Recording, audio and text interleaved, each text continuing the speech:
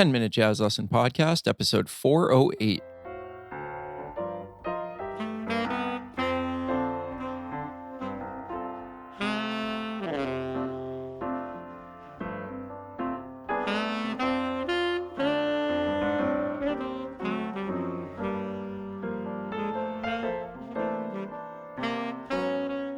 Hey, everybody. Welcome back to episode number 408 of the 10-Minute Jazz Lesson Podcast. We are continuing our series on Little Vocabulary over Donna Lee. And this week, we're going to pick another piece of vocabulary from the melody, and we're going to try to put it over every single chord that we see. And this week's piece of vocabulary is going to be sort of a continuation of last week's piece of vocabulary. So last week we were dealing with this piece of vocabulary that was 3, 5, 7, 9, 1 over every single chord. Now we're going to take it to the next level. And if we look at measure 5, the second half of measure 5, what we see is a concert B flat minor 7 chord. And then we see this little 5-note phrase where we're going 5, 7, 9, 11. And then what happens is we land on the downbeat, which is technically another chord, but we're going to think about that note on the downbeat of measure 6 as still being over the chord of the moment, the B flat minor 7 chord. And if we look at it that way, what we realize is that we have this pattern that goes 5, 7, 9, 11, 3. So last week, 3, 5, 7, 9, 1. This week, 5, 7, 9, 11, 3. We're just going up basically one chord tone, but we're dealing with kind of a tricky extension, which is 11, right? Now, the cool part about this is that 11 is kind of contentious, right? Where it's like, okay, well, over a minor chord, we can use the regular 11. And then, over a major or dominant chord, we tend to want to use the sharp 11. But the beauty of this is the way that it's being framed, we could always just use the regular old 11 that belongs to the chord scale. And the reason for that is that we're landing on the 3 after we play that 11. So the fact that the 3 is coming after, it sort of frames how we hear the 11, where we could just use the regular 11. So if we hear this over a B flat minor 7 chord,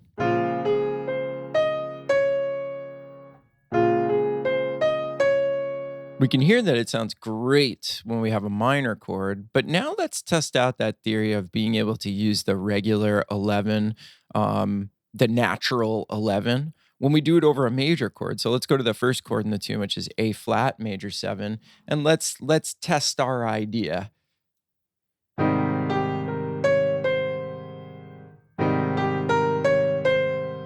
Now we can hear that actually sounds great. And the reason is basically that natural 11 is just acting as an upper neighbor tone over a major chord to the third. It's a half step above it. So when it drops into the third, it all makes sense. So for that reason, we're going to be able to use regular 11 over everything, over every single chord. Okay, so let's start to go through it a tiny bit and let's test out our theory. Okay, so the first chord is the one that we just played, which is A flat major 7. And if we play 5, 7, 9, 11, 3. Cool. Now let's go to our second chord, which is concert F7. Sounds great, doesn't it? Okay, B flat 7. And then we do that one again. Now we go to our B flat minor 7 chord. And then we go to E flat 7. And then we're back on A flat major 7. And then we go to A flat 7. This is such a nice line, isn't it? Let's do a couple more chords. Here's D flat major 7. And then we go to G flat 7. This really outlines the changes just so nicely, doesn't it?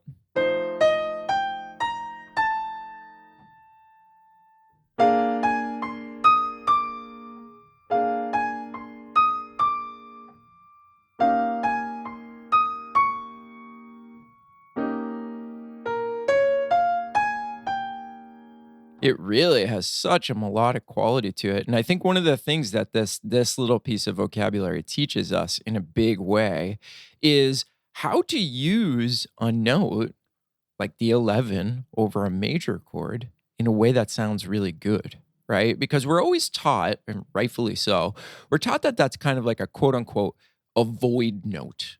And it is like we don't want to be going to the natural 11 over a major chord and hanging out on it.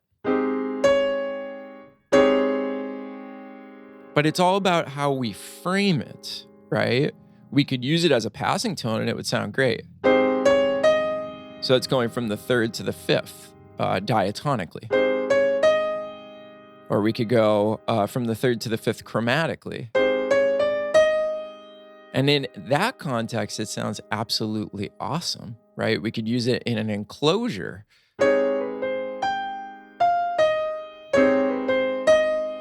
That sounds great as well.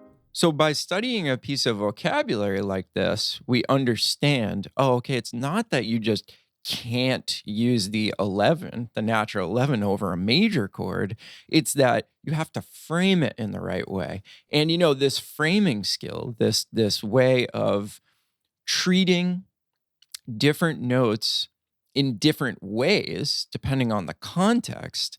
Well, I think that this is one of the most important skills that we can practice as a jazz musician, because then what we start to realize is that actually, and obviously this is a much much bigger discussion that we can have at a later date, but what you start to realize is that there's really no off limits notes. Like we can play any notes over any chord. We just have to frame them in the correct way. We have to use them in the correct context so that it comes out the way that we want it to and doesn't sound like a mistake. Here's a perfect example, the minor third over a major chord. We're always taught like, hey, no, the third is a really, really, really important note, right? So if it's major, we have to play a major third because that's what sort of defines the chord. And that's absolutely a true statement. But it's not that the minor third is off limits to us. It's just that we need to know how to frame it. There's one perfect example of how to frame it.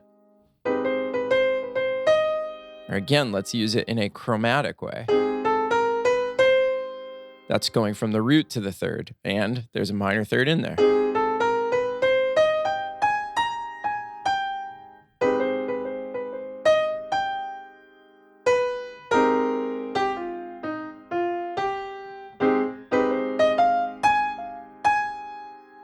So you see, that's something that I'm really comfortable with because I've spent a long time considering how to frame that note.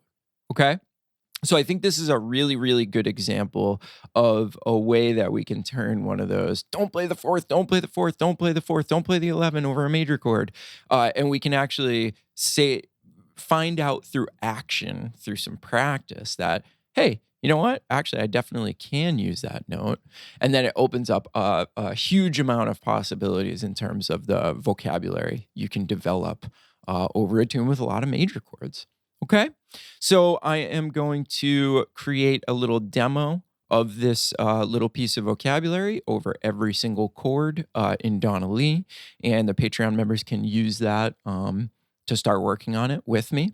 And then, of course, I'll create a couple more trading tracks for all of you Patreon members so that you have something to work on after you learn the piece of vocabulary. You can get some shedding in terms of playing over this tune a whole bunch more. That'll be great for you as well.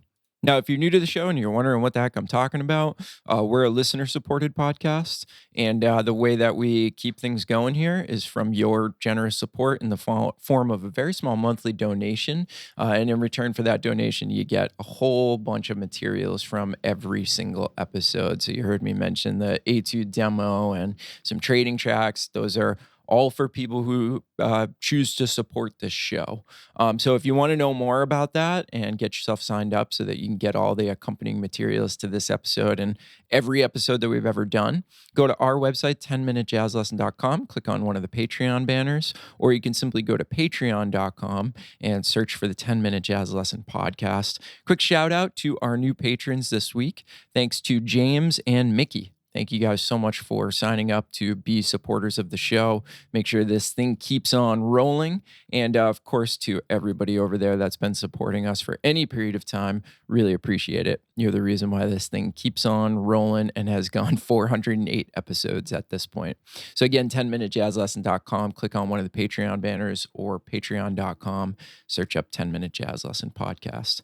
All right, have fun with this stuff, and we will see you next week. Have a good weekend, everybody. Bye.